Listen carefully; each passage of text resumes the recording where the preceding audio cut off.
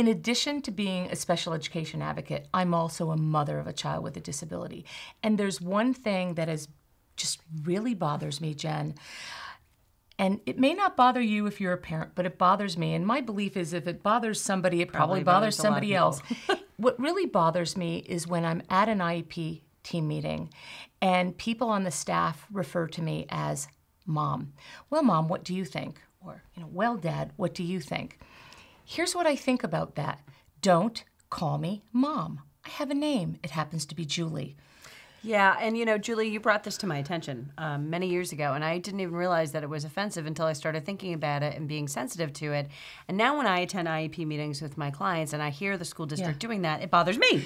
And it is offensive. It's diminutive. It basically sends a message to a parent that you don't care enough to figure out what their name is. And it's particularly, for lack of a better word, lazy when usually the administrator and the team have the document right in front of them that has the parents' names right there, so you could sort of glance down and actually look it up. So here's, some tips that we'll give you to get them to stop calling you Mom or Dad. And one may be just straight out, middle of the meeting, say, excuse me, perhaps you've forgotten my name. My name is Karen, or my name is Julie, or whatever it is.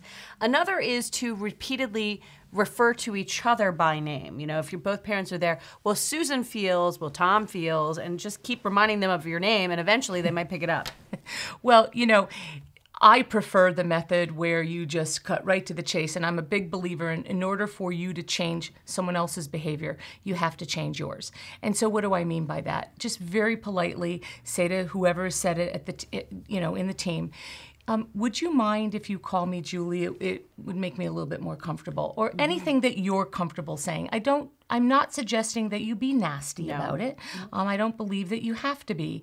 But you have to, and you were talking about patterning behavior before. Yes, you can do it through patterning behavior, but you can also just be very straightforward and say, do you mind calling me Julie? Because here's the other way that I look at it. I don't say speech and language pathologist, occupational therapist, principal, teacher, special educator.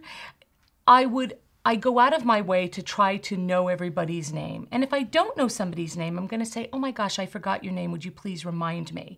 I just think that's a common courtesy thing, Jen. It is. And I think that that's a good way of doing it is just to perhaps offer to whoever is calling you Mom or Dad that you're assuming that they have forgotten your name. And you don't have to do it in an accusatory way, but you can simply say, I know you attend a lot of IEP meetings. My name is Susan, or whatever your name is. And maybe that will diffuse the situation because, unfortunately, Julie and I know a lot of school personnel can get easily defensive if you point out something that they may be doing wrong. And so you want to do it in a way that hopefully they won't. And if they do, well, maybe they learn next time, and the next person they won't call Mom.